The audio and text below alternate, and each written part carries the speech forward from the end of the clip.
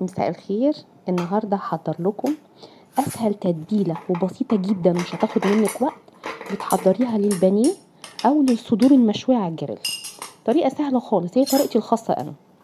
انا بجيب بصلتين وعليهم طماطميتين صغيرين، وزي ما انتوا شايفين كده انا بحطهم في الكبه وبضربهم ضرب، لا هو ناعم جدا ولا هو خشن، وسط، بحيث ان انت هتشوفيها دلوقتي الفرن بتاعها يعني تقدري تلمسيه بايديكي، تحسي ان يمكن نزل عصير بسيط يعني. الفرن دوت هيبقى بالكبه بتاعتك، في المفرمه بتاعتك، بطريقتك اللي انت حابه تتعاملي معاها.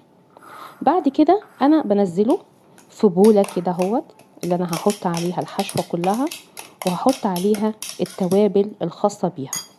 التوابل عندك برضو بسيطه، هما يعني 4 توابل: ملح، فلفل اسود، بابريكا، بهارات، وهقلبهم وهحط عليهم ليمونه، بس هي ما بانتش في الفيديو، عصير ليمونه او نص معلقه خل صغير. تفضلي تقلبي كده اهوت. بعد كده بتجيبي صدور البانيه، ده نص كيلو صدور، التتبيله دي تكفي نص كيلو واكتر كمان. تفضلي تتبليها وتحطيها وتغرقيها كده اهوت بنفس التتبيله ديت، وتسيبيها لمده ساعه او ساعتين قبل الاستخدام. وانتظروا الفيديو الجاي، هوريكم شكلها لما هقليها واشويها.